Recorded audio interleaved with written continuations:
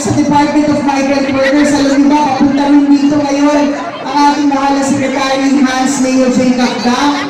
Pero bago po lahat, isang pasasalamat at pagbati sa ating Honorable Consul General Romulo Victor Israel at sa bumubo ng Konsulada ng Pilipinas dito sa Hong Kong.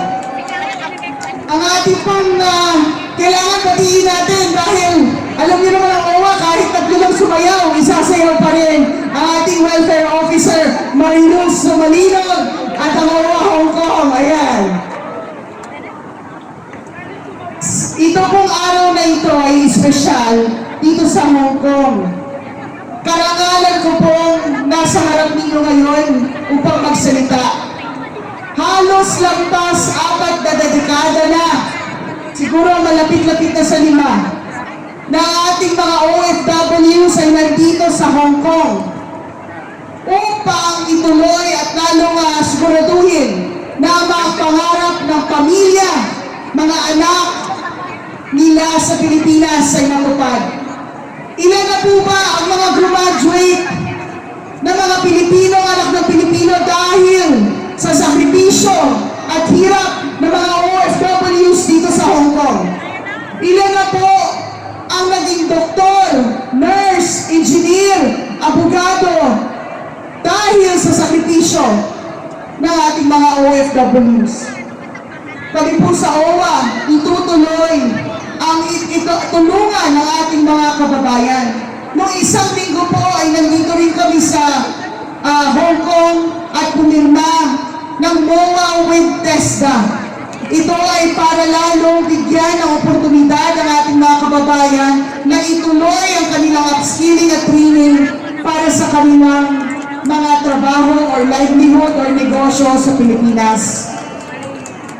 Ang tema po, ngayong pong araw na ito, of course, celebrating our 128th Independence Day. Nandiyan din po ang 11th Kapangyawan Friendship Celebration na siya namang nagbibigay ng recognition sa friendship ng Pilipinas at ng Hong Kong. Pero bilang pong galing sa OWA, pabayaan niyo po akong mag-focus doon sa National Migrant Workers Month. Ang tema po ay bayan, bayani, bayanihan. Siguro simplihan ko na lang po. Sa lahat po ng ating mga pinagdadaanan bilang isang bayan, minsan napakahirap piliin ang bayan. Ngunit sa mga panahon na tayo ay nag-iisip at tayo ay nahihirapan, huwag sana nating kalimutan ang sakripisyo ng ating mga bayani noon pa hanggang ang mga bayani natin ngayon na siya naman kayong mga OFWs. Kaya kahit anong unos, maaasahan ninyo ang pamahalaan. Sa liderato ng ating mahal na Pangulo, nabibigyan kayo ng programa na siya naman at serbisyo, siya naman may puso. Bayanihan. Ano po ba ang ano nyo sa bayanihan? Yung iba sasayaw. Tulungan. Unity. Sa nangyayari po ngayon sa ating bayan, lalong-lalo na yung huling ito pong nangyaring lindol. Alam nyo ho, nakakapukaw talaga ng damdamin na ang ating mga kababayan sa Mindanao. Marami po sa kanila, lalong-lalo na, mga pamilya ng OFWs, mga bahay nila na apektuhan, nasira, na pinag-ipunan ng ating mga kababayan ng ilang taon. Ngayon po, kailangan ng bayanihan mula sa pamahalaan, sa pribadong sektor at sa iba't iba pa pong sektor ng ating lipunan upang magtulungan para sa ating mga kababayan. Dito po sa Hong Kong, i-allow niyo po ako na pasalamatan ang ating mga partners. Unang-una, ang mga volunteers ngayong araw na ito, ang iba't ibang organisasyon ng mga OFWs dito sa Hong Kong, at ang ating pong mga partners sa pribadong sektor.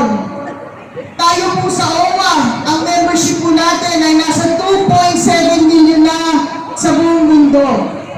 Patuloy po natin pinapaganda ang programa at ngayong araw na ito na nandito tayo sa Hong Kong, inilunsad din natin ang online membership renewal po kung saan pwede nyo na pang bayaran online ang OWA membership nang walang kahirap-hirap para po sa inyong lahat. Ang ating pong OWA e-card, siya namang handog sa inyo. Tulungan po natin sa mga pribadong sektor.